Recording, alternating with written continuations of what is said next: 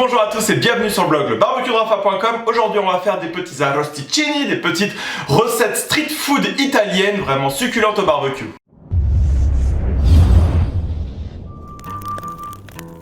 J'ai jamais compris pourquoi les arrosticini, c'est pas un hit de la street food que l'on retrouve absolument partout parce que c'est bon, c'est tendre, ça se mange vraiment sur des petits pics à brochette, c'est vraiment super bon. On retrouve ça donc en Italie dans les Abruzzes. Nous quand on va en vacances en Sardaigne, c'est le premier truc que j'achète, j'adore, on picore comme ça, je sais pas, je peux en manger une dizaine hyper facilement. Donc c'est de la viande de mouton, donc il y a les moutons, brebis, ils font vraiment avec brebis, il y en a énormément en Sardaigne.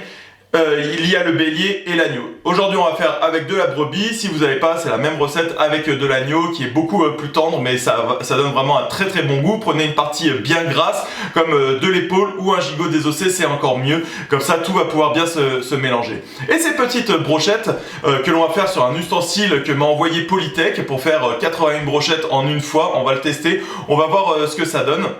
En fait, elles se font cuire sur un barbecue fornacella, ça a plusieurs noms. On va dire d'une largeur d'environ 6-7 cm et puis ça peut faire 50, 80 ou 1 mètre et du coup on les fait cuire, on va mettre du charbon au milieu et on va les retourner. Nous aujourd'hui on va le faire à la plancha, déjà ce sera bien, vous allez voir un petit peu à quoi ça ressemble et franchement ça fait toujours l'unanimité à chaque fois que je fais goûter ce plat typique de la street food italienne. On passe tout de suite à la liste des ingrédients. Donc pour cette recette c'est assez simple, alors là du coup il vous faudra soit un gigot d'agneau, de l'épaule d'agneau comme je viens de vous dire, ou alors moi c'est de la brebis ici que j'ai. Il vous faudra des petites épices, alors moi c'est des petites épices que je ramène de Sardaigne avec de la myrrhe, du romarin, voilà c'est un petit rub on va dire, sans sel comme ça. Et il va vous falloir de l'huile d'olive évidemment, hein, comme c'est une recette italienne. Il va vous falloir également un sac, donc là les sacs de congélation 6 litres de Ikea, c'est vraiment le top pour ce genre de marinade parce que ça prend beaucoup de viande. Et donc je vais pouvoir désosser ici la viande et ensuite la couper en gros morceaux. Pour cela, il va falloir ensuite un coupe-brochette, donc vous pouvez le mettre sur des petites brochettes en petits morceaux, je vais vous expliquer après. Sinon, c'est ce produit-là que m'a envoyé Polytech. Donc en fait, l'idée c'est qu'on enlève le haut, là. On va pouvoir mettre bien la viande, je vais tout vous expliquer comment on fait. On remet ça, on va mettre les petites brochettes comme ça, directement. Ah bah là, elle est passée à travers. Et ensuite, on va pouvoir couper dans ce sens-là et dans ce sens-là, on enlève le tout et on aura directement nos petites brochettes. Vous allez voir, c'est très pratique. Alors faites attention, juste le truc que je vais vous dire, c'est que vous voyez là pour mettre la brochette, ici, vous voyez, vous avez un guide comme ça. Vous voyez comment ça guide bien et comme ça, elle va bien droite. Parce que sinon, sur d'autres modèles que j'ai... En fait, cette vidéo, pour tout vous dire, je voulais la faire déjà depuis un petit bout de temps. Et il existe d'autres modèles que l'on trouve chez AliExpress comme ça. Mais alors, ça ne marche vraiment, mais alors vraiment pas. C'est pour ça que je vous ai pas fait la vidéo. Parce qu'en fait, ici, comme il n'y a pas vraiment de guide, et ben voilà, votre brochette, elle peut être comme ça. Donc quand vous coupez, et ben vous allez couper la brochette. Donc il faut vraiment avoir ce guide qui est ultra important sur celui de chez Polytech là. Parce que la brochette est bien droite. Et vous êtes sûr que quand vous coupez ensuite, vous voyez, là elle est vraiment bien droite, elle bouge pas. Alors que quand je la mets ici, si je la mets, elle peut être comme ça ou comme ça. Et pour un peu, comme c'est tout fin, pour un peu qu'elle soit juste un petit peu en angulation, et ben vous allez couper la brochette et vous allez avoir du bois dans votre viande. Bon, vous allez mieux comprendre tout ça tout à l'heure, on commence par désosser.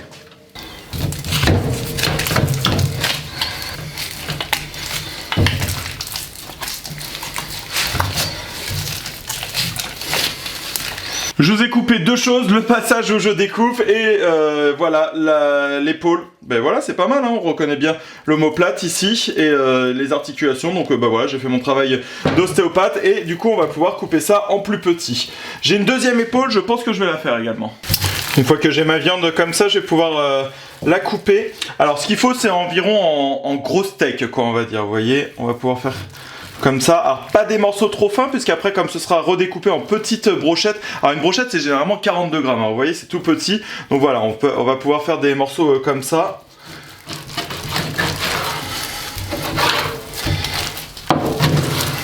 On enlève bien les tendons ici. Lorsque l'on a toute la viande, on va pouvoir la faire mariner. Donc je mets tout ça dans le sac de congélation, dans un bac en verre, vous faites ce que vous voulez. Moi j'aime vraiment ça pour que ça puisse bien mélanger toutes les saveurs. Alors, comme ça on vérifie s'il n'y a pas des petits bouts d'os ou autre, si c'est votre boucher qui l'a fait. Et ensuite on va faire une marinade en mettant de l'huile d'olive ici, alors assez généreusement, hein, c'est une recette italienne, donc on y va, on n'a pas peur. Et après vous mettez les épices que vous souhaitez, donc le romarin séché marche bien, moi je vous ai dit c'est mon mélange d'épices sardes, donc voilà, on en met un petit peu. On va remuer le tout, on fait passer la viande du dessus, dessous, à droite, à gauche, voilà comme ça. Je vais en remettre un petit peu encore. Et ça, après, je vais pouvoir le laisser mariner pendant 4 à 12 heures.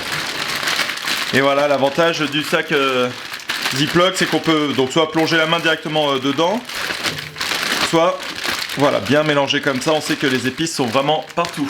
Allez, au frigo maintenant. On se retrouve donc le lendemain avec notre appareil coupe brochette, comme ça. La viande qui a été marinée ici.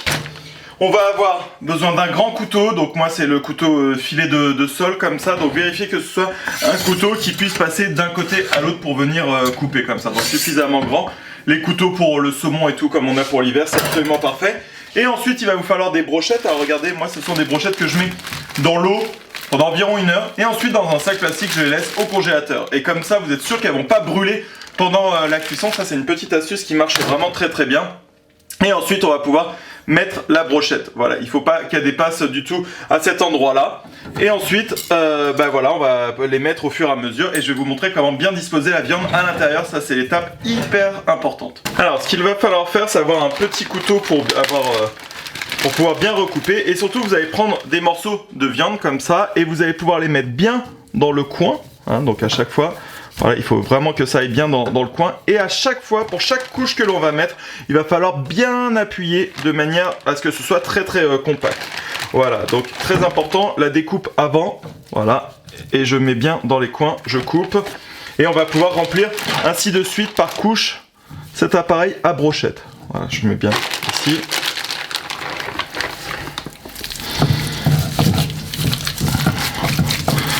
Voilà, on vérifie. Très bien, on met ici dans le coin. Donc généralement j'aime bien faire les 4 coins, je commence comme ça puis je tourne au fur et à mesure. Donc ça c'est un appareil pour environ 3,4 kg de viande. Donc là j'en ai un petit peu plus, mais c'est pas grave, après on va pouvoir en refaire un petit peu. Voilà, une fois qu'on arrive là, on laisse environ 2 cm sur le bord. C'est très bien, je vérifie que tout soit bien compact, j'appuie bien avec le poing pour que tout l'espace soit bien pris, qu'il n'y ait pas de vide d'air. Ensuite je vais pouvoir mettre du coup le côté comme ça vers le bas. Et une étape hyper importante maintenant, ça va être pour bien mettre les pics. Alors vous voyez, les 4 du milieu ici là sont un petit peu plus hauts, ça va nous permettre d'être un bon guide. Et il faut que la brochette elle rentre entièrement. Si elle rentre pas comme ça, c'est que c'est pas bien mis. Il faut qu'elle puisse rentrer directement. Voilà. Et là, quand ça dépasse pas, hop, ici, c'est qu'elle est bien mise. Voilà, vous voyez. Et c'est parti, on va pouvoir planter donc les 81 brochettes.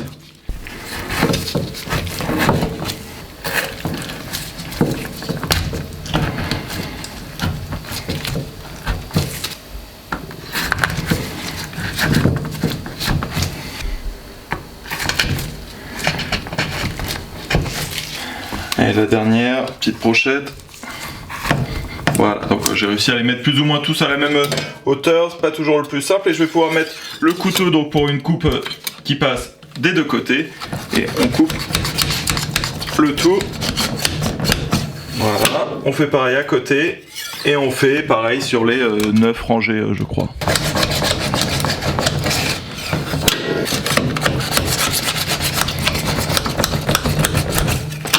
Ensuite, du coup, je fais les autres côtés ici.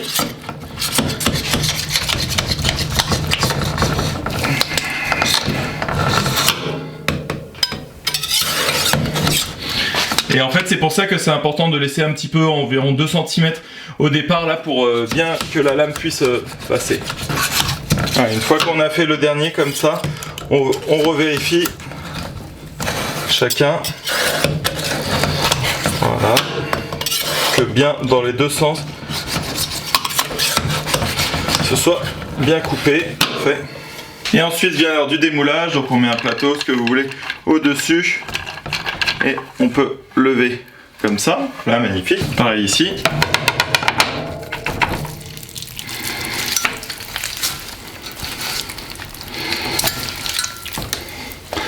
Et voilà, regardez, hop, ça sort directement, regardez nos petites brochettes que l'on a, voilà, ça ce sont des petits arrosticini. Voilà, vous voyez, j'ai juste à les enlever, on peut refaire un petit peu si c'était pas extrêmement bien, mais voilà, ça c'est une petite arrosticini, je les mets dans un plat et on va pouvoir les enlever une par une comme ça pour voir ce que ça donne.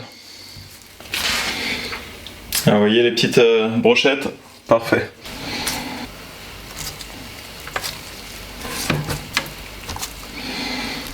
À la fin justement, comme ce sont des brochettes de petits morceaux, bah, s'il en reste, je viens les mettre comme ça et regardez sur les 3 kilos et quelques, regardez, il reste quasiment plus rien, donc il n'y a pas de perte avec ça, c'est vraiment très bien. Et s'il y en a qui sont pas bien faites comme ça se peut hein, dans le lot en fonction de comment on a découpé la viande au départ, et bah on vient refaire une brochette comme ça, voilà, c'est très simple. On fait comme ça, et voilà, on a notre petite brochette. Et voilà mes petites brochettes, donc je sais pas, je vais prendre celle-ci par exemple, voilà à quoi ça ressemble. Donc il y a vraiment pas beaucoup de viande, ça se mange en une ou deux fois. Et là j'ai mes 81 brochettes que je vais pouvoir faire cuire direction la plancha ou la fornacella si vous avez.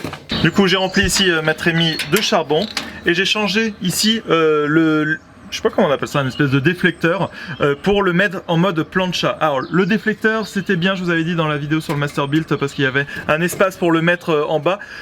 Par contre, du coup, comme il est resté tout l'hiver comme ça, il fait un peu d'aspect rouillé. Bon, il tient bien, mais il s'abîme relativement vite hein, quand même, je trouve. Alors pour l'allumer, celui-ci, je vous rappelle qu'on va secouer un petit peu pour faire tomber les dernières cendres blanches. Voilà, et ensuite je vais pouvoir mettre deux petits allume-feu à cet endroit-là, parfait, et les allumer. J'installe maintenant la plancha donc avec le nouveau support, et puis alors là vraiment j'aime bien parce qu'elle a une belle surface, un léger rebord et puis le trou pour l'évacuation des graisses. Une fois que ça a bien pris, je vais fermer le couvercle. Ici je ferme en l'allumant là, et donc quand je ferme, au bout de 2 secondes, il y a le ventilo qui est mis en place et c'est parti, on va tester tout ça.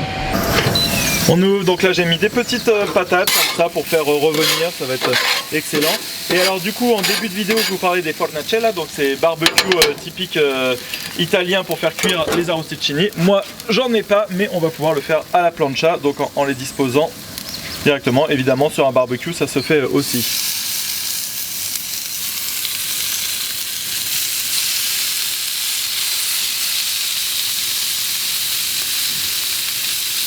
Et vous voyez ce que j'aime sur ce barbecue Master Build, regardez la surface de cuisson de la plancha est vraiment mais gigantesque. Une autre petite astuce, mettez-les dans ce sens-là plutôt que dans le sens longitudinal, parce que comme ça, elles vont être plus simples à décoller si vous avez besoin.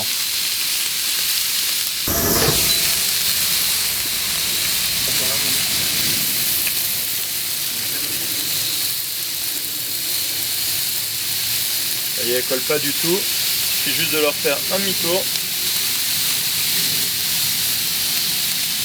Et ça se fait très bien. Les Italiens les font en les prenant comme ça par les bouts et ils les tournent 5 par 5 généralement. Oh, là il y a une surface de grillé qui est absolument magnifique. On va se régaler.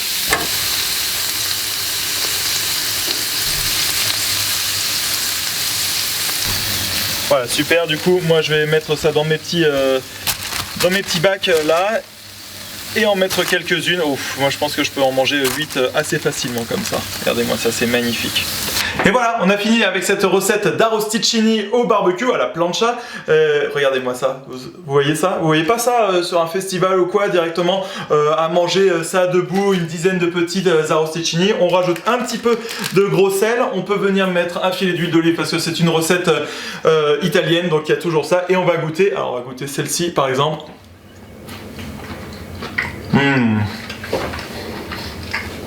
On sent qu'elle est parfaitement marinée. C'est vraiment le top. Ça se mange hyper facilement. Regardez, voilà, j'en ai déjà fait une comme ça. Super bon. Deux choses. Moi, des fois, j'ai fait à l'agneau. Elles ont elles sont beaucoup plus tendres, la brebis a beaucoup plus de goût, donc à vous de voir ce que vous préférez, si vous préférez la tendreté de la viande ou le goût. En tout cas avec cette machine, c'est vraiment presque indispensable parce que vous voyez qu'il faut déjà un petit peu de temps pour venir faire les 81 brochettes en une fois. Mais alors si à chaque fois vous deviez couper en tout petit et venir mettre sur chaque brochette, ce serait vraiment très compliqué, à moins que vous soyez juste 2, 3 ou 4, c'est une recette vraiment à tester. Allez, je reprends un petit morceau. Et pour toujours plus de recettes qui changent des saucisses et des brochettes au barbecue, viens liker ma page Facebook, le barbecue de Rafa, abonne-toi à mon compte Instagram et abonne-toi également à ma chaîne YouTube. Allez, à bientôt!